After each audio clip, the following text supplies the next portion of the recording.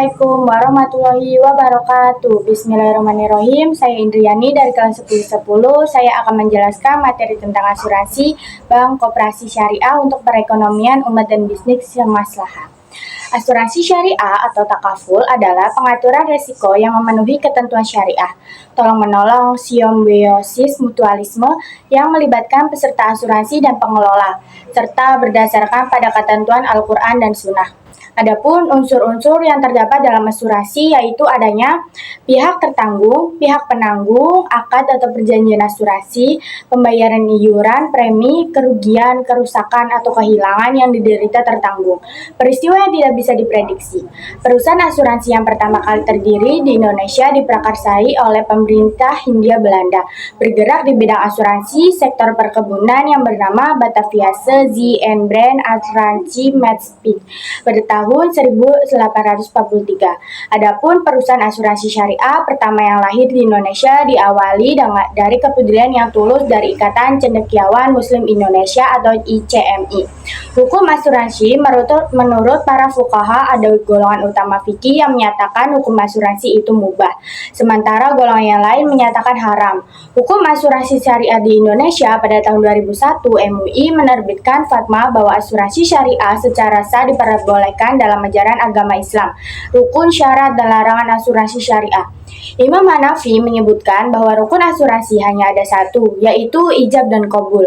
Sedangkan menurut ulama fikih yang lain, rukun asuransi adalah terdiri dari 4 hal, yaitu 1. Kafil, 2. Makfulah, 3. Makful anhu, 4. Makful bih.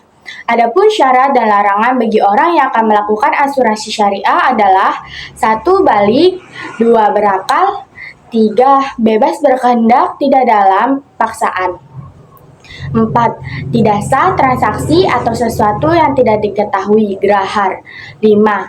Tidak sah transaksi jika mengandung unsur riba, 6. Tidak sah transaksi jika mengandung unsur praktik perjudian maisir. Tujuan dan prinsip asuransi syariah. Tujuan asuransi syariah adalah untuk melindungi peserta asuransi dari kemungkinan terjadinya resiko yang tidak bisa diprediksi. Dalam hal ini, perusahaan jasa asuransi adalah perusahaan yang menjalankan amanah yang dipercaya oleh peserta asuransi syariah untuk mengolah amanah dalam rangka menolong meringankan musibah yang dialami peserta lain. Untuk mencapai tujuan tersebut, asuransi syariah harus memiliki dasar atau prinsip yang menjadi pijakannya. Adapun prinsip dasar asuransi syariah adalah 1. Tauhid. Tauhid adalah setiap tindakan atau keputusan yang diambil dalam praktik asuransi syariah harus berlandaskan pada nilai-nilai ketuhanan. 2. Keadilan. Keadilan adalah menempatkan hak peserta dan pengelola asuransi syariah sesuai dengan proporsinya. 3. Ta'awun, tolong-menolong, adalah seseorang yang berniat menjadi peserta asuransi harus dilandasi prinsip saling membantu karena hal tersebut merupakan prinsip utama dari asuransi syariah. 4. Kerjasama. Kerjasama adalah seorang peserta akan melakukan kerjasama dengan perusahaan asuransi untuk menghindari resiko yang tidak terduga atau tidak bisa diprediksi. 5. Amanah adalah keterbukaan informasi dan akuntabilitas perusahaan melalui laporan periodik yang mudah diakses oleh peserta asuransi. 6. Kerelaan. Kerelaan adalah dengan merelakan sejumlah dana dalam bentuk premi asuransi yang dibayarkan secara rutin kepada perusahaan asuransi untuk dana sosial. 7.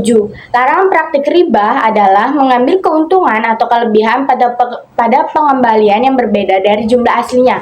8. Larangan praktik grahar adalah situasi di mana terjadinya ketidakjelasan informasi di antara kedua belah pihak yang bertransaksi.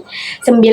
Larangan praktik judi maisir adalah keadaan di mana salah satu pihak mengalami keuntungan, sedangkan pihak lain mengalami kerugian. Manfaat asuransi syariah bagi umat. Beberapa manfaat yang dapat diambil dengan menggunakan asuransi syariah adalah 1. Merupakan cerminan dari perintah Allah Subhanahu wa Ta'ala dan Rasulullah untuk saling menolong dalam kebaikan. 2. Menumbuhkan rasa persaudaraan dan kepedulian antar sesama anggota. 3. Melindungi diri dari praktik-praktik muamalah yang tidak bersyariat. 4. memberikan jaminan perlindungan dari risiko kerugian yang diderita oleh hanya satu pihak. 5. Efisien, dikarenakan tidak perlu lagi mengalokasikan biaya, waktu, dan tenaga tersendiri untuk memberikan perlindungan diri. 6. Sharing cost, yaitu cukup hanya dengan membayar biaya dengan jumlah tertentu dan tidak perlu membayar sendiri jumlah biaya kerugian yang timbul karena sesuatu yang tidak bisa diprediksi. 7. Menabung, karena premi yang dibayarkan kepada pihak asuransi pada saat jatuh tempo akan selesai, maka uang tersebut akan dikembalikan kepada transaksi. 8. Larangan praktik gerahar adalah situasi di mana terjadinya ketidakjelasan informasi di antara kedua belah pihak yang bertransaksi. 9.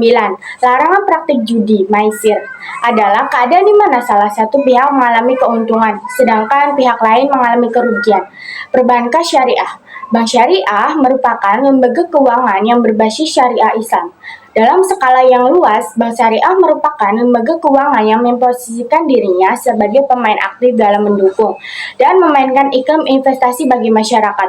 Bank syariah mendorong masyarakat untuk berinvestasi dengan memanfaatkan produk-produk yang dikeluarkan oleh mereka. Di samping itu, bank syariah juga aktif dalam mengembangkan investasi di masyarakat. Sejarah bank syariah.